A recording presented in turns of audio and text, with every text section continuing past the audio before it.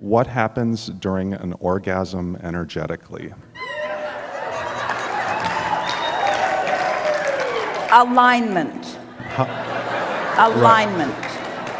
And this is why I wanted to continue on with this, because I knew everybody would, but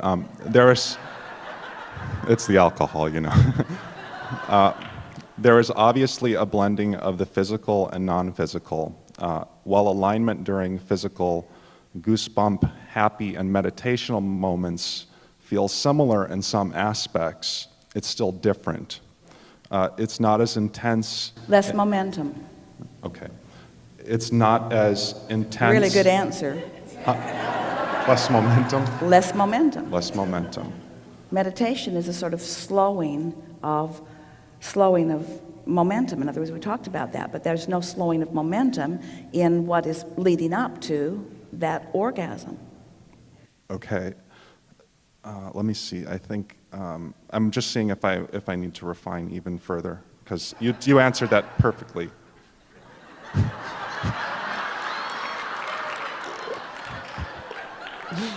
Oh boy.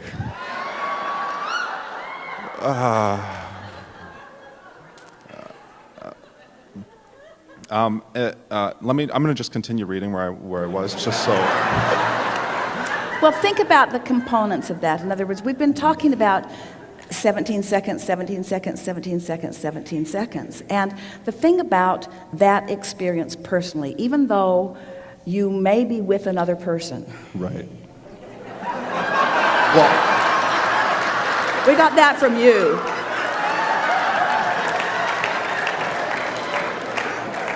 Is that there is a personal and selfish focus and sort of undivided attention. Okay. In other words, there is no subject that is more helpful in the discussion of momentum than this one. Because there are a few subjects that get your attention. Right. That in the moment of the process you are willing to hold yourself, and it's a mental thing more than it is anything else. Right. That when your mind is wandering all over the place, it's different than when you are focused. Absolutely. Yeah. Absolutely. So is there anything, you know what, you've answered the question, your infinite intelligence. I mean, I have one more thing too. And there is nothing more sensual or sexual than alignment. In other words, people think that it's mortal and that it's physical, but it isn't. It's non-physical. It's alignment. Okay, perfect. And don't you think that that's a perfect blending, that the very reason and possibility of your existence is tied in to that? Right, that's what I was getting. That's okay, perfect. Yeah. Things that matter get the highest attention from source. That's exactly what I was looking for. I have one more quick thing, and it's not sexual, so don't worry about it. And we're not trying to get you to conceive every time you have that experience. It just fits nicely together, we think. That's beautiful. Since there really is no thing as linear time, when a soul... Have you seen that thing? Yeah, well, ignore that. But am I wrong in that? I mean, because I'm really into science and the universe, and when you start actually getting into space and time, it's completely crazy. I mean, there's really kind of no time. And or what we experience is a linear time. And we'll listen to you. Okay, I'm sorry. When a soul or source decides to reemerge into physical, can they reemerge at any point in what we consider linear time for the experience? Well, there was something that we wanted to stick in just before you got there, but it works well this way too. Okay. And that is that, of course, now that you're here, you measure distance, you measure space, you measure time, you measure depth, you measure, all of your ability to perceive, you've found ways of measuring, and the measuring has come by reason of comparison. In other words, it's just logical, isn't it, that there is a way of measuring all of that. And that's of value to you. That serves you really well. But there is an aspect of time that we want to put all of the attention upon, and that is the moment of now. This meeting place where the physical and the non-physical converge. Everything is now. Jerry and Esther played with their staff the first time they went to Australia, as they said, it's tomorrow where we are, and you're really going to like it when you get there. But of course that was playful but wrong, because whether they were in Australia where it was Thursday or San Antonio where it was Wednesday, it was still now. They were still conversing in the now. In other words, when you do anything, a good way to focus on it is when you're talking to someone on your cell phone, or when you're talking to us who are speaking to you from a non-physical dimension where there is not time. Still, we are rendezvousing with you in your now. Okay. So when a non-physical energy makes the decision to come into physical experience, it's going to be now. It's not going to be then. Okay, so it's not going to be in the 18th century or the 15th century or the 14th century. It's going to be now. It's going to be now. And now, it doesn't matter what humans have decided to call now in terms of the year that they're giving it or whatever label they're giving it, it's still now. And it is still the furthest, most expanded moment in time in all of the universe. It's the leading edge place where Source wants to go. And Source is always reaching outward. And so it's really an interesting thing when we talk about now being forward, but it is. Now is always forward. Now is always forward. You're always reaching forward. You're never reaching back. There is no regression. There is no going back, ever, about anything. Never. No one. Yeah. Thank you so much. Yeah. I appreciate it. Yeah. Love you guys.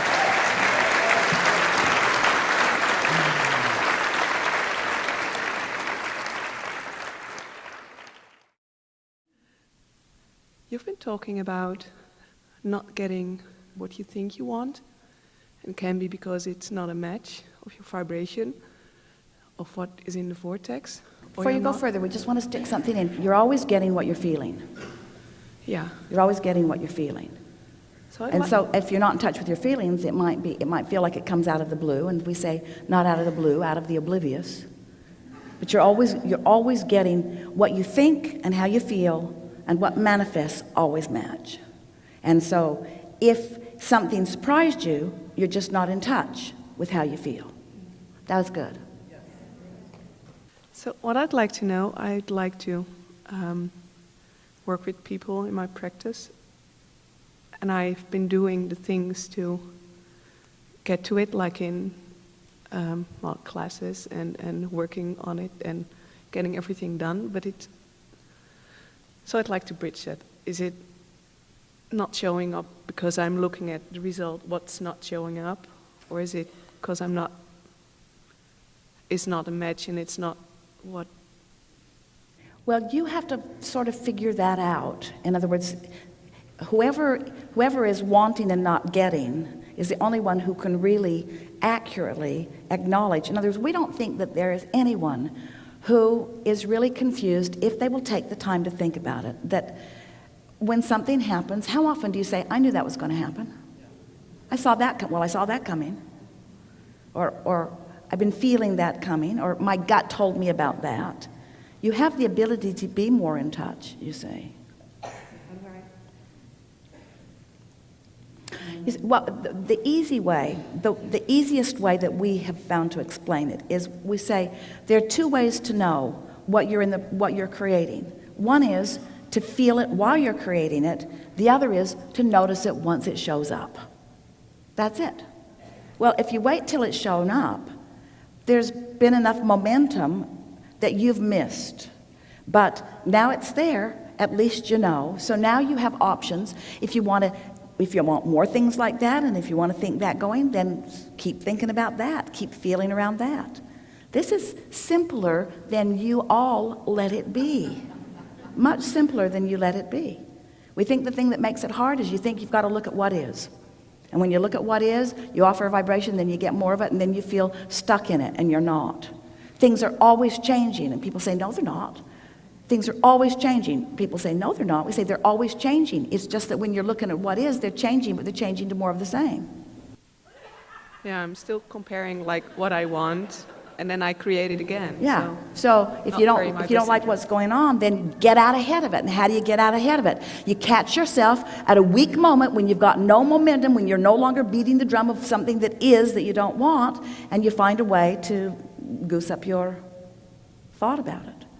As we play together, maybe even today, would you like to take subjects that are important to you and improve momentum about them? We'll start with you. So pick a subject that is important to you and let's increase momentum about it. Now, before you do that,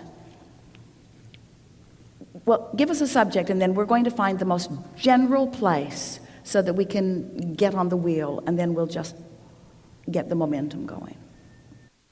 Doing classes with and having clients and playing with. All right, so you want to find an effective way of helping people what? To have more joy. Of helping people be happier. Yeah. You want to find a way of helping people be happier. So now, as you're thinking about that subject, what's the thought that comes to your mind first about that? Are the people that you're thinking about helping happy now? Of course not. No, they can improve it. That's why they're looking for that's something. That's the point. Yeah. So I'm thinking about people who aren't happy, and I want to offer some classes and some suggestions to help them be happier. So would you say that spinning grid disc is about here? Yeah. So how happy is that? Not that much. Not that happy. So is there anything that you can think of that starts in a higher place? In other words, the same subject is at the basis of this, but is there anything that you might do to personally position yourself on a higher flying vibration to start this conversation? When I look at previous classes. Right now. When I looked at previous classes and the results they had, and at the end of the day, they went away with tools and were happy. So. All right. So now talk to us about that. Let's get momentum going about that. Like in what we did or whatever? I like helping people. Yeah, I like them showing that they knew already and give I them like tools. activating in people knowing that they already have. I like helping people remember that happiness is a normal thing for them. Yeah, and it's possible. I like having their attention long enough that they can begin to feel their happiness descend on them. I like like-minded people coming together who really want to be happy. I like being the leader of that happy group. I like the feeling of when people have those aha moments. I like watching improvement in people's lives. I like knowing that it doesn't have to happen all at once. I like even knowing that it hardly ever happens all at once. I like knowing that we just have this general ability to get feeling better and better all the time. I like knowing that I'm a catalyst to help people feeling better. I like knowing that I'm really good at what I do. I like knowing that I can get tuned in and I get inspiration in the moment. I like knowing that it's not the same thing for everyone, that it's sort of an intuitive different thing that happens. And I like knowing that when I get tapped in, I know just what to say. I like knowing that I don't have to necessarily be in a class to be the leader of that sort of thing. I like knowing that I can uplift anyone anywhere if they're sort of kind of in the vicinity. And I like knowing that I can keep myself there. And I often do. I really like what I do. I'm good at what I do. I have a really good life. I like being happy. I like feeling good. I want other people to be happy too. There's so many things in this world that are joyful in nature, that the nature itself is joyful. It's very common for people to be looking into nature and feeling good. This planet has so many beautiful aspects. There are so many wonderful things that make people happy. This is a wonderful thing. We live in a time of such abundance. Anything that we want is readily available for most of us. These are really happy times. These are good times. This is the highest probability of the most people being happy than ever, ever, ever has existed on this planet before. These are happy times. These are happy days. The music is more prolific. There are more people providing music. There are more people that are doing more of what they want. People are feeling freer. All kinds of things are loosening up. These are really good, high-flying times. I'm so happy that I was born in this time where I can feel so much joy, where I can do so much good, where I can be of so much value, where I can have so much fun, when I can fulfill so many of the dreams that I want. I like living like that. I like living by the clarity of my example. I like teaching by the clarity of my example. I like knowing that when I feel this way, that people that either want it or there will gravitate around me. I love law of attraction. I love knowing that everybody is getting what they're offering vibrationally. I love igniting in people the knowledge of the tools that they need to know in order to help them to do deliberately what they mean to do. I like helping people understand that they've been offering a vibration and they haven't even known they've been doing it. It's so fun to see people awaken to this. It's so much fun. I love this. That's momentum, you see.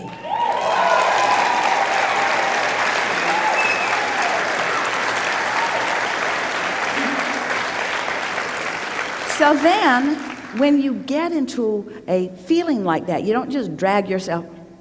Hello. This is a class about happiness.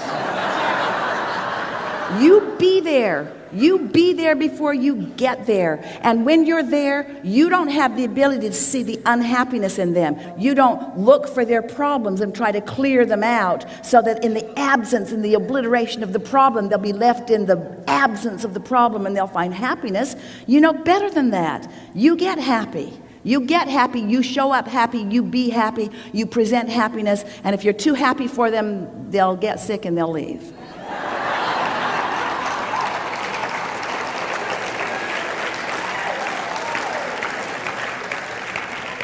You see, you can't teach what you don't feel.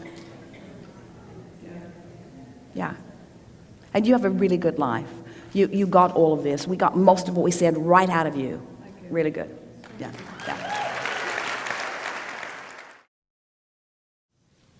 I love your quote saying the basis of our life is freedom. I would love to hear more about that. The basis, the foundation of our life is freedom. Everything that comes to you is because of your individual, personal, vibrational offering. No one can vibrate for you. No one can get inside of you and offer that vibration. You have absolute control over your point of attraction. And there cannot be a stronger definition of freedom than that. We often add, just to sort of get your attention, the statement, you are so free, you can choose bondage. And what happens with so many people is they don't believe that they are free because things are happening to them that they don't want. And they don't believe that they would choose unwanted things. But that's because they do not know how they're choosing.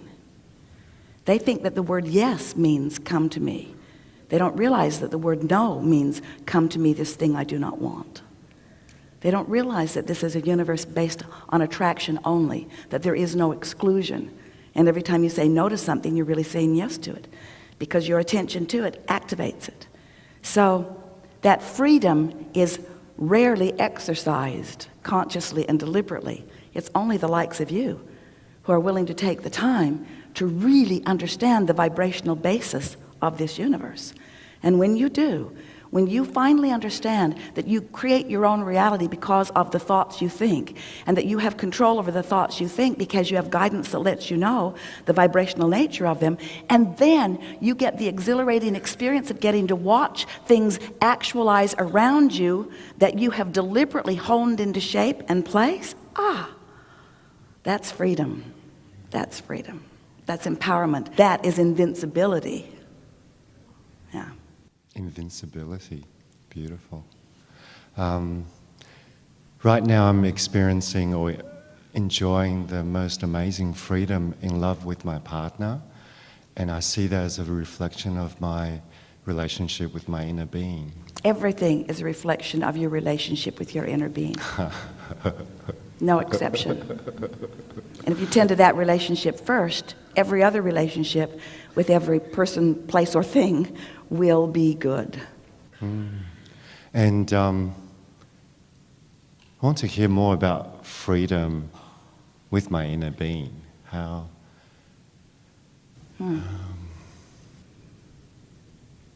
Well, you see, your inner being is the first front of actualized expansion as a result of you. This morning, Esther was getting herself ready. And she was thinking, there's not really enough time to really get myself ready.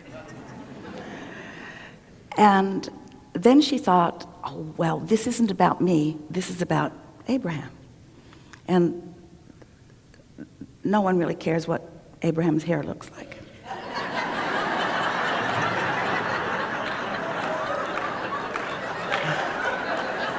They'll just be brilliant and no one will notice. And we said to Esther, you are the manifested version of Abraham.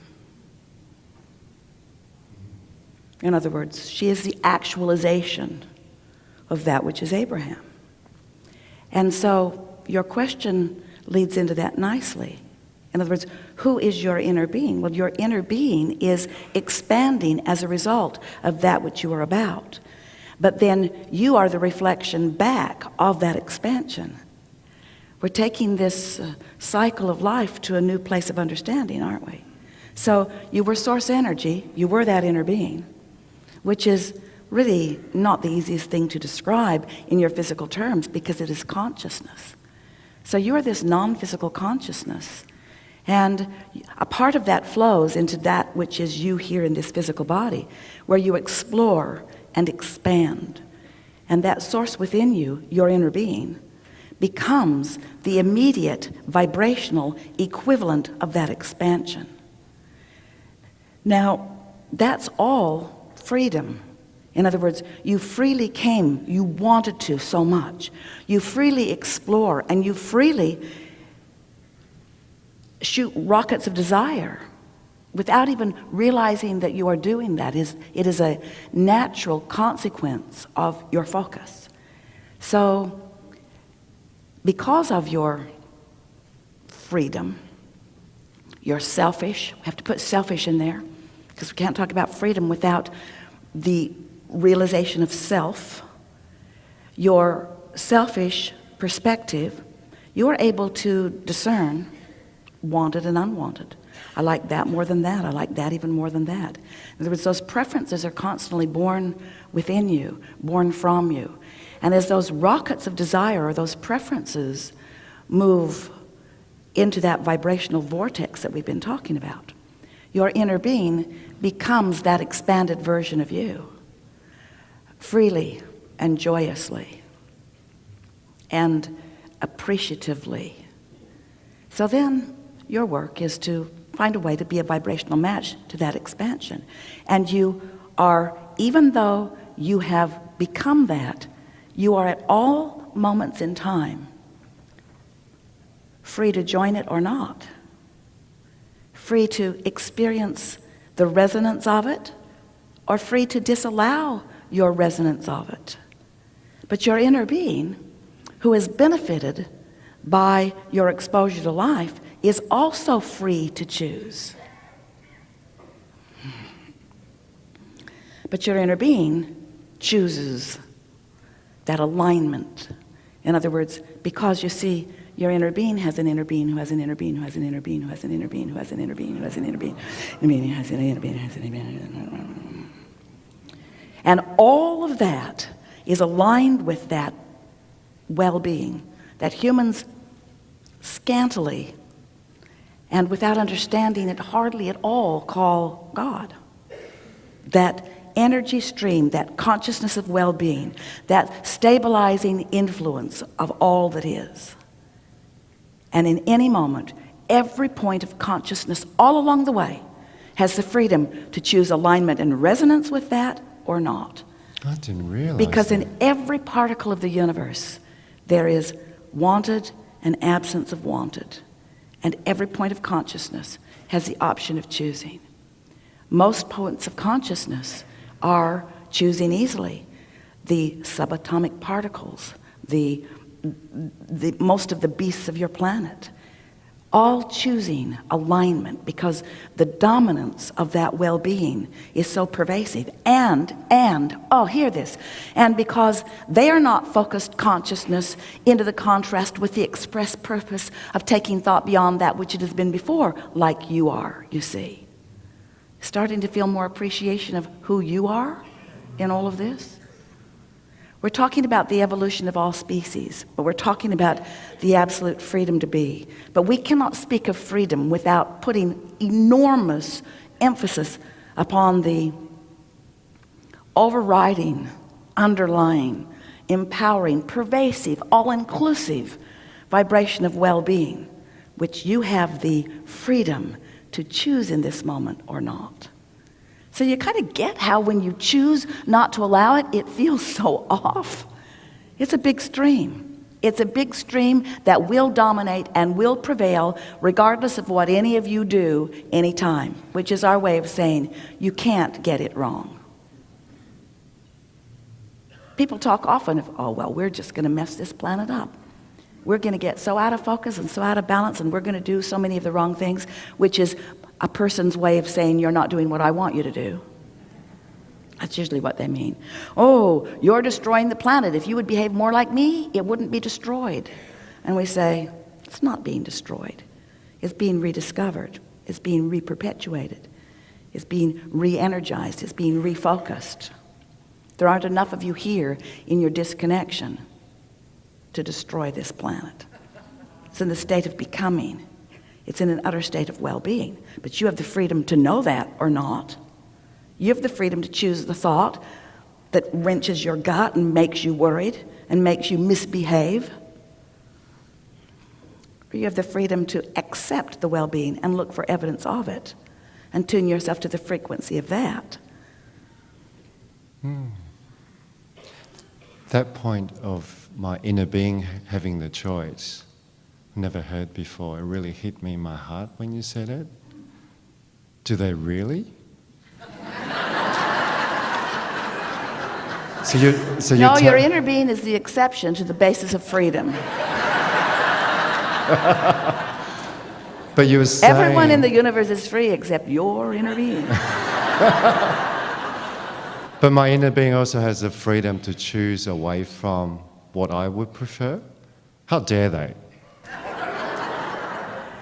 But you see, your inner being, in its alignment, will never choose away from what you really want. It might choose, and often does, choose differently than what you're vibrationally choosing. But that's why you have the benefit of that guidance, you see. And we think you're brilliant to intertwine the subject of this with freedom. Because you're wondering, just how free am I? Yes. If I don't choose what my inner being chooses, then what will happen? If you don't choose in any moment what your inner being chooses, what happens?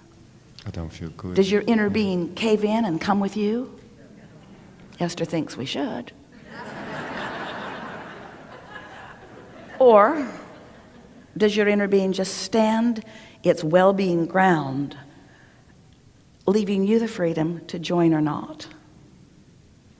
You see, just shining the signal, beaming the signal, shining the light, being the well-being, the inner well-being, the inner being well-being, that you have the option of joining or not, joining or not, joining or not. Really good conversation. Haven't had this one before.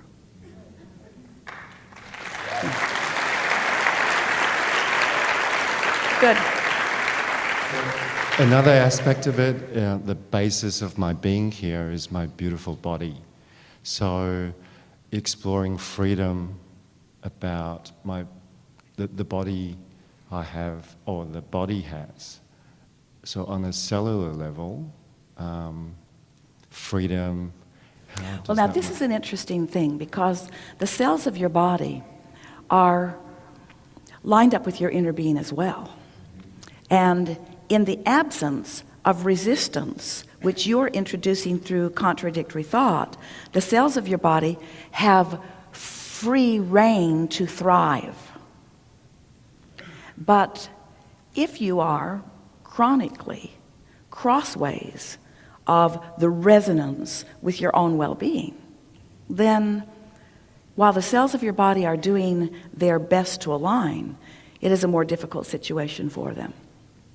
So that's why the evidence of your alignment, that resonance of alignment, feels like, in an emotional sense, joy, feels like appreciation, feels like exhilaration, but an even more vivid, actualized version of that alignment feels like vitality, feels like energy, feels like flexibility, feels like endurance, feels like well-being, you see.